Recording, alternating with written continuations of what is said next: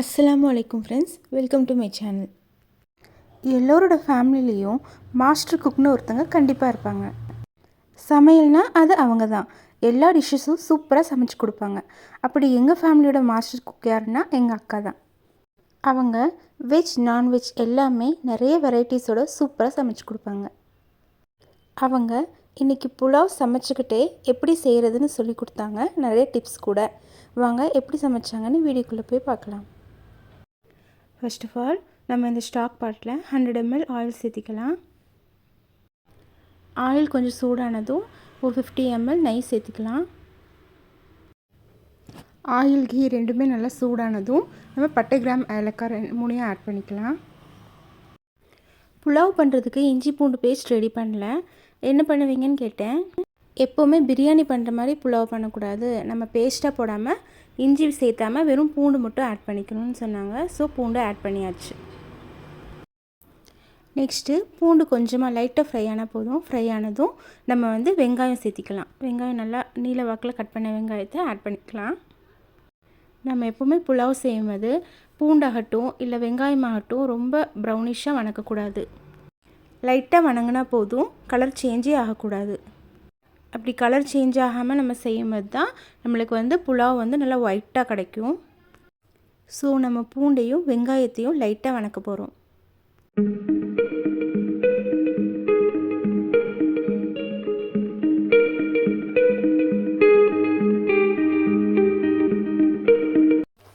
Next புலாவோட ரிச்னஸ்க்காக நம்ம உடச்ச முந்திரியை ஆட் பண்ணியாச்சு.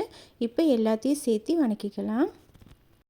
நெக்ஸ்ட்டு எல்லாமே லைட்டாக வணக்கினதுக்கப்புறமா நம்ம புதினாவையும் மல்லித்தலையும் ஆட் பண்ணிக்க போகிறோம்.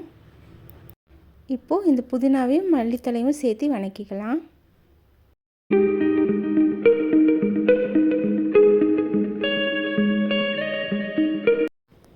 நெக்ஸ்ட்டு நம்ம தேவையான அளவுக்கு தண்ணி ஆட் பண்ணிக்கலாம்.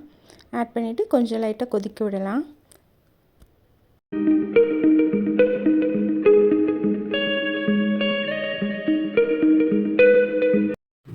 நெக்ஸ்ட்டு தண்ணி நல்லா கொதிச்சு வந்ததும் நம்ம இப்போ அரிசி ஆட் பண்ணிக்க போகிறோம்.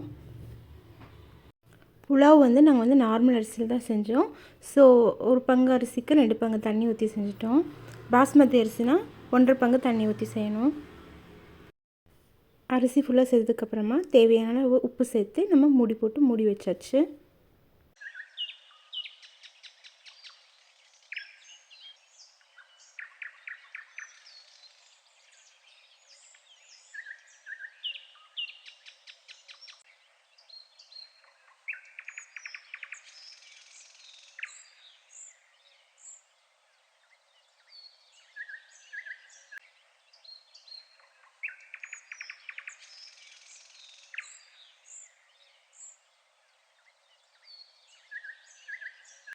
ஃபைனலாக நம்ம புலாவ் ரெடி ஆயாச்சு.